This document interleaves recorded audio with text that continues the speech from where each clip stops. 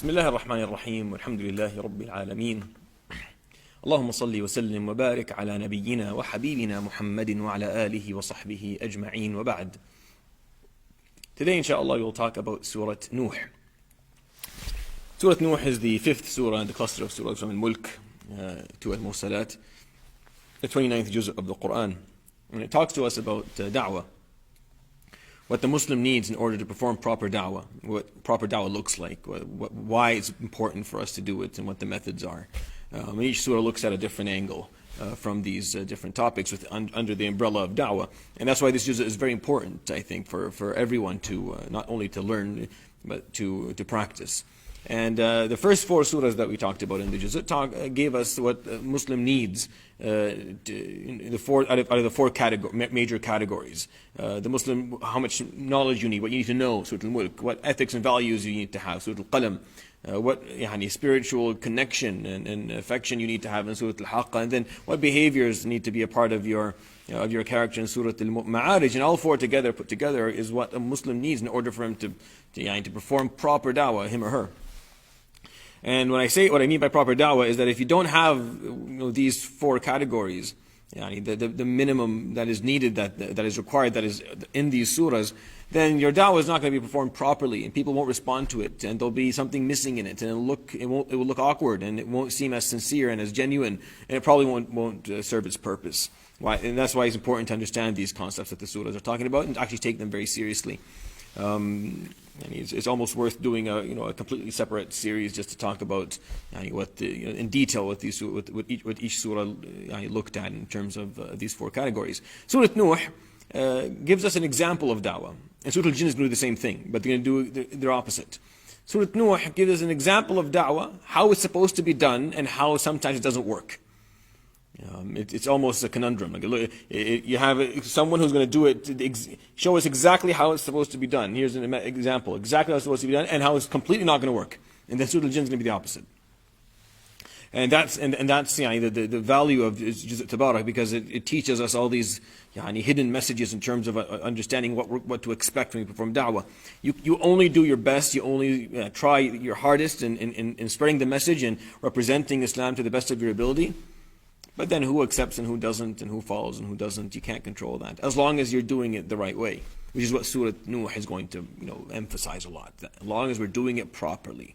So the surah, from the name, is Nuh. It tells us the story of Nuh alayhi salam in a very condensed and summarized manner.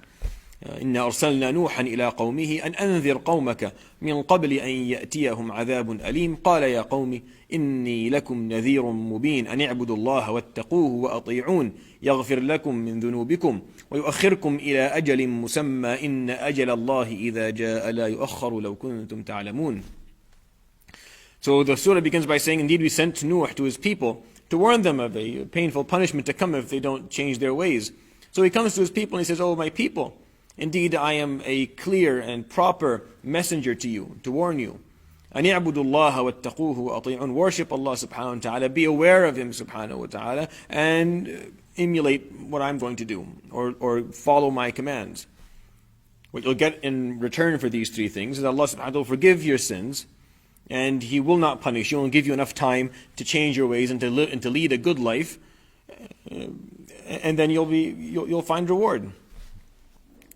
So they refused, as the story goes, and he wasn't able to get many people to believe in him, alayhi salam, out of maybe, we're talking 950 years of da'wah. 83 was the highest number that the historians gave. That's one person every 13 years that would accept his message. So Yawm al-Qiyamah, Nuh in his mind, he has to have a good explanation to why it is that after spending all this time performing da'wah, he doesn't have much to show for it.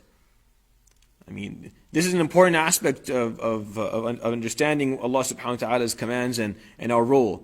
We have to explain why things didn't work when they don't work. Because if they're done properly, then most likely they're going to work. And it's our job to do our best and to deliver results and to achieve the objectives and achieve the goals. But if we don't achieve them, the Quran teaches us that it's not necessarily our fault. Sometimes it's not going to happen. It wasn't meant to be. It wasn't decreed. It wasn't destined. But before you just decide that, you have to make sure that it wasn't because of you. before we decide that, people just won't accept Islam or people don't care about Islam, before we make that judgment, that very dangerous judgment, that very dangerous decision to say something like that, we have to make sure that we have exhausted every resource and we're doing it 100% properly. We didn't do anything wrong. We didn't make any mistakes. Nuh alayhi salam is the example of this, and when we learned this surah. It's a very important message that this surah carries. So when you listen to the verses that I'm going to talk about in a moment, it's as if, I want you to imagine yourself standing behind Nuh in line as we're going to get, to be judged by Allah subhanahu wa ta'ala. Now as we stand in line, you're standing in front of Nuh and you're listening, and you're watching Nuh alayhi salam prepare his argument. Nuh alayhi salam is preparing his argument. What he's going to say Yawm al-Qiyamah, how he's going to defend himself. Because he's only coming with 83 people. And he had a very long time to perform da'wah. There were way more. The percentage of people he has is very, very low. So listen to what he says. قَالَ رَبِّي إِنِّي دَعَوْتُ قَوْمِي لَيْلًا وَنَهَارًا فَلَمْ يَزِدْهُمْ دُعَائِي إِلَّا فِرَارًا وإني كلما دعوتهم لتغفر لهم جعلوا أصابعهم في آذانهم واستغشوا ثيابهم وأصروا واستكبروا استكبارا. He said, "Oh my Lord, I called my people to your message night and day." Night and day, meaning he never stopped. فَلَمْ يَزِدْهُمْ دُعَائِي إِلَّا فِرَارًا. And the more I called them, the more they didn't want it. And every time I call upon them so that you may forgive them. He's explaining to Allah subhanahu wa ta'ala what an aspect of what his message actually had in it. I would call them and tell them that your forgiveness is what they're going to get. They would increase in their refusal of it, to the point they would put their hands in their ears, and they would cover their faces with their clothing, and they would fill their hearts with arrogance and stubbornness. They didn't want to listen to me. ثُمَّ إِنِّي دَعَوْتُهُمْ جِهَارًا ثُمَّ إِنِّي أَعْلَنْتُ لَهُمْ وَأَسْرَرْتُ لَهُمْ إِسْرَارًا. And I gave them dua in public, and I gave them dua individually, sometimes secretly and sometimes openly. Day and night, publicly, privately, individually, secretly, openly. كلما, I kept on doing that, I never stopped, I never gave up. He's explaining to Allah subhanahu wa ta'ala his persistence and his consistency in offering this da'wah. And people would... But now comes the tricky part. Okay, Nuh, you established that you weren't lazy on your job. That you would do this every single day, and that you tried different methods. You tried every method that you could think of. You spoke to them in different ways, in different settings, in different groups, and they wouldn't listen to you. Now comes the question. What exactly did you say to them? What was your narrative? What was the religious narrative that you offered? This is where things become extremely problematic, especially today. If you offer a religious narrative that is not relevant, that does not make sense, that is not objective, that is extremely biased, that does not answer big questions, that does not offer real solutions, then you are at fault for what you've been doing. If people aren't accepting Islam and Muslims aren't committing, it's because of the content of the narrative. You can start a channel and speak about Islam 24/7 on it. If the content of your narrative is not proper, people will not listen, and you will be held accountable for that. It's not enough that you just do a lot. It's not just about quantity, it's also about quality. So Nuh alayhi salam established right at the beginning in his argument, he wants to defend himself in front of Allah subhanahu wa ta'ala. Why, ya Nuh, don't you have more than 80 people? I gave you a very, very long time. Here's the first part of my argument, Ya Rab. In terms of quantity, I did my job. I talked day and night. I never stopped. Every method, I tried everything. They wouldn't listen. Now he has to explain what he said. Because maybe the problem was what you were saying, Ya Nuh. Maybe you weren't educated enough. Maybe you weren't relevant enough. Maybe you weren't connected to the groups enough. Maybe you didn't know what you were talking about.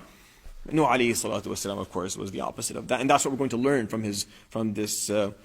The words that the ayat I'm going to talk about in a moment are basically a khutbah of his, or a sermon, or a lesson that he gave. And I want you to listen to the elements of this lesson and tell me where we are from what Nuh alayhi salam offered.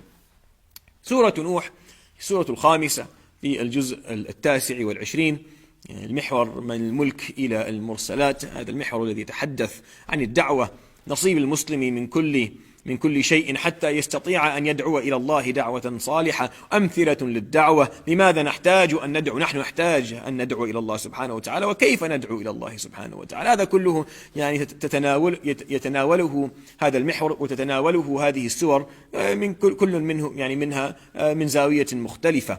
والسور الأربع الأولى تناولت نصيب المسلم من العلم من القضايا الأربع الأساسية التي يحتاجها الإنسان. نصيبك من العلم في سورة الملك، ونصيبك من القيم والأخلاق في سورة القلم، ونصيبك من الروحانية والارتباط والوعظ الدافع الذي هو الخشية والخوف والرغبة في سورة الحاقة، ونصيبك من السلوك في سورة المعارج. وهذا ما يحتاجه الإنسان حتى يقدم دعوة. فإذا نقص يعني فإذا لم يتواجد أو لم يوجد عند المسلم أحد هذه العناصر لم تتحقق الدعوة، بل ربما فشلت فشلا ذريعا. يعني إذا كان المسلم ينقصه يعني الخلق القويم والقيم، أو ينقصه العلم، أو ينقصه السلوك الحسن، أو ينقصه الارتباط الروحي بالكلام الذي يقوله، لا يصل المعنى ولا يقتدي الناس ولا يستفيدون يعني ولا يتعظون ولا يهتدون بكلامه. فهذا الذي تحدثت عنه هذه السورة. اليوم نتحدث عن سورة نوح، وهذه السورة ترينا مثالا للدعوة، مثالا ممتازا رائعا يعني مثاليا للدعوة، لكن يرينا أيضا كيف أن هذا المثال فشل في الدعوة، ليس بسبب أسلوبه وليس بسبب محتواه، لكن لأن الأمور هكذا، أحيانا تبذل كامل جهدك ثم الأمر لا يتم كما تريد. لكن القضية والسؤال، إذا بذلت الجهد كاملا ولم يعني يتحقق المطلوب، فهل لك أو هل من حقك أن تلوم الناس، ولا من حقك أن تقول الناس هم الذين عندهم المشكلة، والشعب هذا لا يفهم، والناس ما تستوعب، وهم تركوا الدين؟ أم عليك أن تتساءل عن جهدك الذي بذلته؟ أم عليك أن تتساءل هل بذلت كل شيء؟ هل أسلوبي كان صحيح؟ هل محتوى كلامي كان صحيح؟ يعني هناك جرأة عظيمة يعني من بعض يعني المتحدثين في الدين والقائمين على الأمور الشرعية أن يتهموا الناس يعني بالضلال ويتهموهم بالفساد، نتهمهم على أي أساس؟ اسمع نوح عليه السلام، لما تسمع هذه الآيات في سورة نوح تشعر أنك واقف خلفه عليه الصلاة والسلام في انتظار دور الحساب، وهو يجهز دفاعه عن نفسه. وهذا نوح من أولي العزم من الرسل، يعني كبيرهم عليه الصلاة والسلام، يجهز دفاعه. يعني دعا إلى الله 950 عام، أتى ب80 رجل. هذا يعتبر على يعني في معايير الدنيا هذا يعتبر يعني من الفشل، ما حقق المطلوب، ما آمن قومه، يعني ابنه وزوجته ما آمنا معه. فما السبب يا نوح؟ السؤال يوم القيامة ما السبب ليه؟ فعليه أن يشرح وأن يعني يثبت أنه لم يقصر.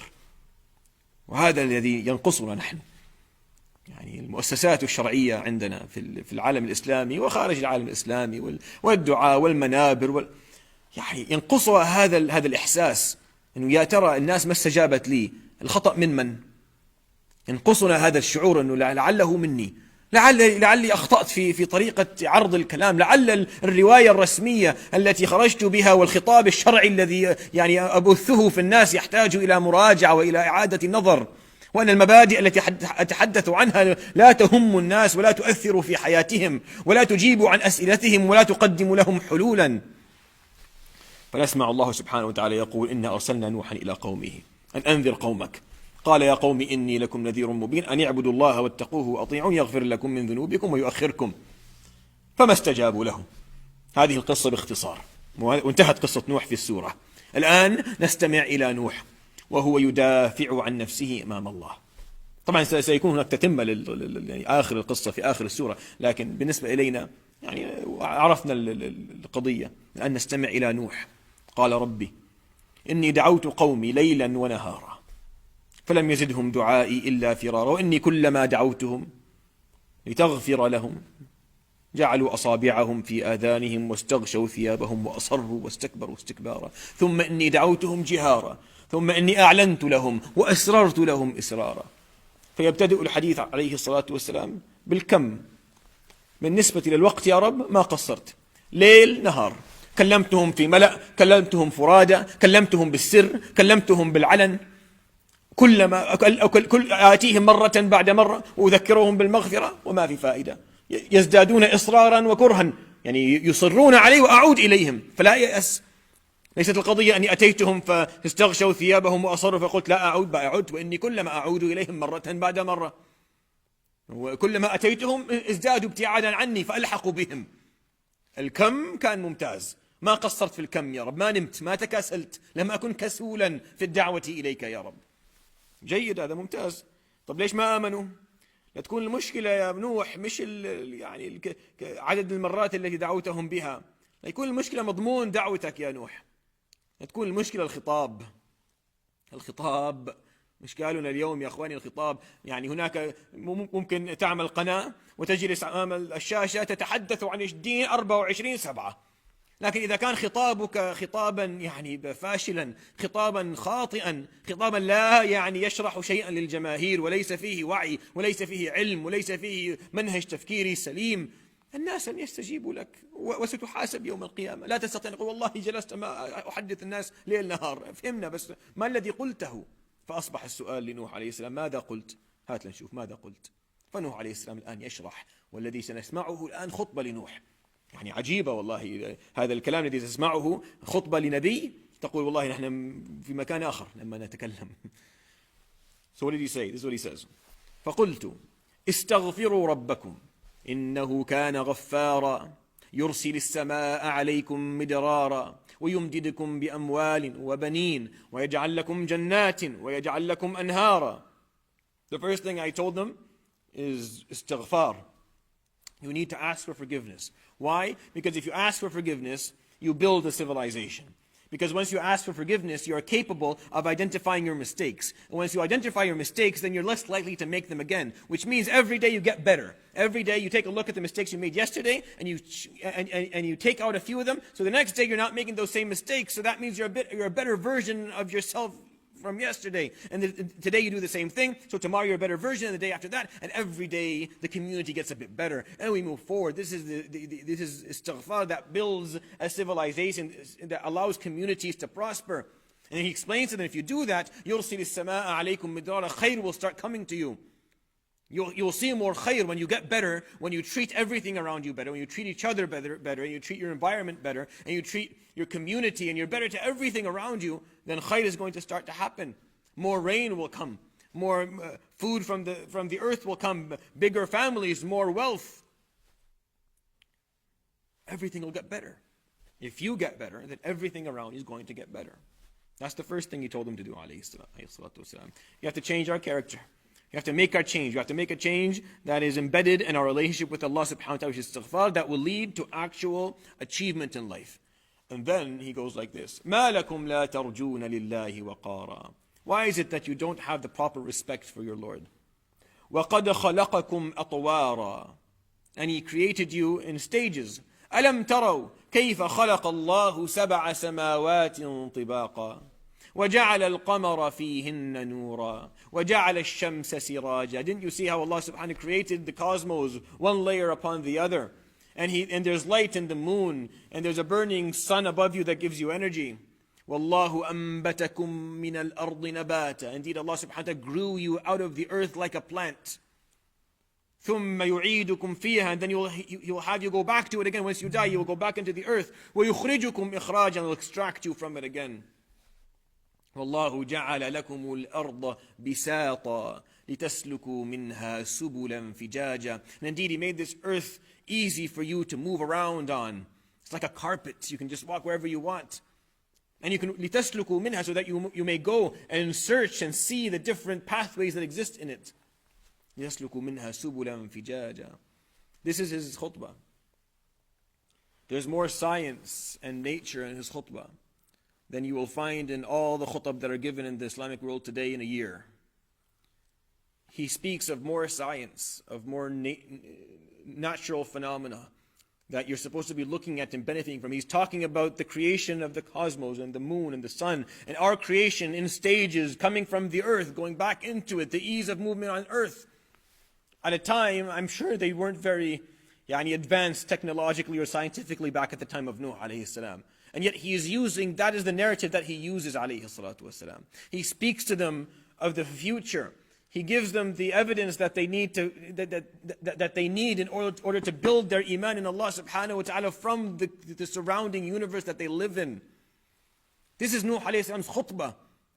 Istaghfiru rabbakum. If you change your behavior, things will get better. You will start to see the prosperity. And you need to know Allah subhanahu wa ta'ala. Know what He created, where you came from, where everything came from, how it works, how the systems are all intricately working together. This is Nuh alayhi salam's khutbah. This is his narrative. This is the narrative that Allah subhanahu wa ta'ala is going to okay Yawm al-Qiyamah. He's going to be okay with it. I don't know if other narratives will be. I don't know if you offer a narrative that lacks logic, that lacks science, that lacks proper understanding and relevance of the world around us, and lacks actual change in behavior that can bring prosperity. I wonder if a narrative like that will be accepted Yawm al-Qiyamah. If we talk about things that are trivial, or that are controversial, or that are controversial, I mean in a negative way, where they don't offer any change in people's behavior, but they fill people's minds with hatred and bigotry, then what exactly are we doing? Nuh alayhi salam, this is a khutbah that was given, 10,000 years ago? We get to listen to it from the Quran. This is a khutbah from the Quran, 10,000 years old.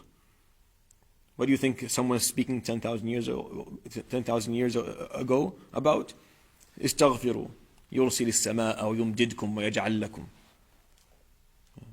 ما لكم لا ترجون لله وقارا خلقكم أطوارا. I created you in stage. أن تروا كيف خلق الله سبع سماوات. He's talking about creation.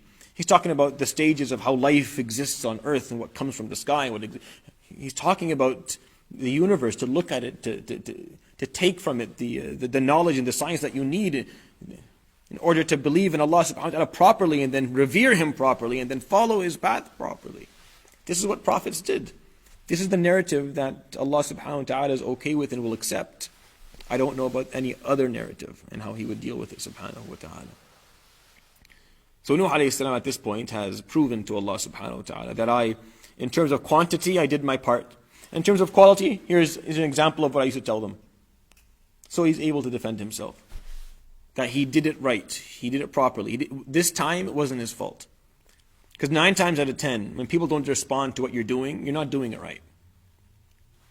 That's how society works. 9 times out of 10, if people don't like what you're doing, they don't respond to it, they're not engaged, then you're doing it wrong.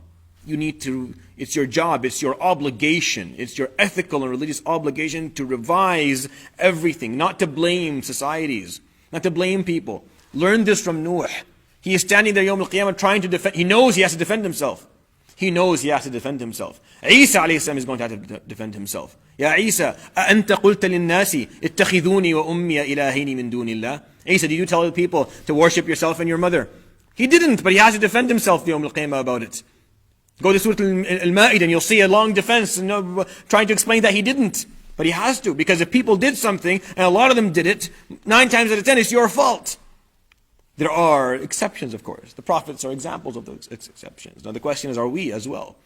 As I stand and we give our khutbahs and we do our things and no one is engaged and no one's benefiting, can I say the same thing? Oh, it's people. I'm doing this 100% correctly. Who has the guts to do that anyways?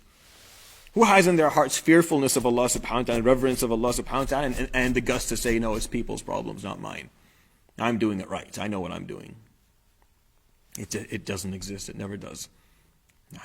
We are not as good as Nuh alayhi salam. And Nuh alayhi salam did not say that. Nuh alayhi salam explained in detail how he tried everything, how he changed his methodology. He tried. He came from every angle that he could. And he was giving a very modern perspective. The content of his narrative was very modern. He was talking science, he was talking logic, he was talking creation, he was talking phenomena of the universe.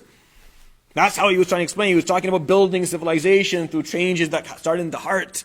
It's beautiful. The details of the khutbah are beautiful. It's worth even having a full session just about it. And then the surah continues to say what happens. قَالَ نُوحٌ رَبِّ إِنَّهُمْ عَصَوْنِي وَاتَّبَعُوا مَنْ لَمْ يَزِدْهُ مَالُهُ وولده إلا خسارا ومكروا مكرا كبارا وقالوا لا تذرن آلهتكم ولا تذرن ودا ولا سواعا ولا يغوث ويعوق ونسرا وقد أضلوا كثيرا ولا تزد الظالمين إلا ضلالا. Noah says, Ya Rab, they're disobeying me. And they're following someone because he has money and because he's famous and because he has power. And all his fame and power and wealth that is offering him is more, is going even more astray from your path. He's losing more and more. We're talking about the king at that time. And they're saying, they should not leave their idols. And the surah names the idols, and there's a symbolism for each of those idols. I'll leave it because I'm running out of time. But each of those idols names a symbol for a problem that we struggle with. And then at the end of the surah, when no one believes, مما خطيئاتهم أغرقوا فأدخلوا نارا فلم يجدوا لهم من دون الله أنصارا. And because of their sins and the refusal of Nuh alayhi salam's message, they were all drowned and they were punished. And Nuh alayhi salam said, وقال نوح رب لا تذر على الأرض من الكافرين ديارا. When Nuh alayhi salam was told by Allah subhanahu wa ta'ala, no one is going to believe in you, it's done. Nuh alayhi salam, until that moment, he had hope. He kept on going back with more and more because he knew I have to have results to show. I can't come Yawm al-Qiyamah with 50 people. I have to be able to change and turn this around. When he was told, Ya Nuh, لَن يُؤْمِنَ مِنْ قَوْمِكَ إِلَّا مَنْ قَدْ آمَنَ. Look, no one's going to believe. It's over. And at that point, Nuh alayhi salam made dua against his own people. It's hurt him, but he had to. And the reason he did it, إِنَّكَ إِن تَذَرْهُمْ يُضِلُّ عِبَادَكَ وَلَا يَلِدُ إِلَّا فَاجِرًا كَفَّارًا. Now he's afraid for the believers that he has. That if they continue to live their lives the way they're living it, they're going to lead the followers of his followers astray. So he made that dua. And رَبِّ اغْفِرْ لِي وَلِوَالِدَيَّ وَلِلْمُؤْمِنِينَ وَلِمَنْ دَخَلَ بَيْتِي رَبِّ اغْفِرْ لِي وَلِوَالِدَيَّ وَلِمَنْ دَخَلَ بَيْتِي مُؤْمِنًا وَلِلْمُؤْمِنِينَ وَالْمُؤْمِنَاتِ وَلَا تَزِدِ الظَّالِمِينَ إِلَّا تَبَارًا. And he makes a beautiful dua that we use quite often. Ya Rabb, forgive me and forgive my parents and forgive everyone that has دخل بيتي, he did not entered my house but entered my deen, became a part of my covenant, became a part of my faith. Everyone who entered my deen, mu'min, and all the believers, male and female. And as far as the oppressors, those who harm others and transgress against others, may you punish them. And that's a dua that is only made in a situation where Allah subhanahu wa ta'ala tells you that these people are done. There is no hope anymore. Now, the importance of this surah is understanding that when things don't work out, we have to hold ourselves accountable first. We have to wonder what we're doing wrong. Da'wah has to be done properly, both in quantity and in quality. And when it does not show results, we have to question ourselves first, time and time again. And we keep on questioning ourselves until Allah subhanahu wa ta'ala tells us that no one's going to believe and it's their fault. Whenever that happens for you, go ahead. Look to people and say, it's their fault, it's their problem, I'm doing it right. Go ahead. But if he doesn't do that, subhanahu wa ta'ala, and FYI he won't, then you're stuck with living like Nuh alayhi salam did until that last moment, which is just keep on questioning yourself and trying harder, and changing your methods and changing the way you're doing it. Nuh alayhi salam was told, it's it, stop. وَلَا تُخَاطِبْنِي فِي الَّذِينَ ظَلَمُوا. Don't talk to me about them, Ya Nuh, anymore. Don't ask, give me more time, let me try again. Ya Rab, give me another chance. Because Nuh alayhi salam was persistent, he didn't want to stop. But he was told, that's it, it's over. They're going to be punished, and Allah subhanahu wa ta'ala made his decision. So Nuh alayhi salam made dua for it to be quick so that he can hold on to whoever he has in terms of his believers, in his followers alayhi salam. But the concept here is extremely, extremely important and very, very valuable. And like a lot of our problems today as Muslims, is the solution is if we just understood Surat Nuh and put ourselves in the mindset of Nuh alayhi salam. And you'll see that things will change once that's the case. I hope that was beneficial. Subhanakallahumma wa bihamdik. Ashhadu an la ilaha illa anta astaghfiruka wa atubu ilayk. Wa sallallahu wa sallam wa baraka ala nabiyyina Muhammadin wa ala alihi wa sahbihi ajma'in. Jazakumullahu khairan. Barakallahu feekum. Assalamu alaikum wa rahmatullahi ta'ala wa barakatuh.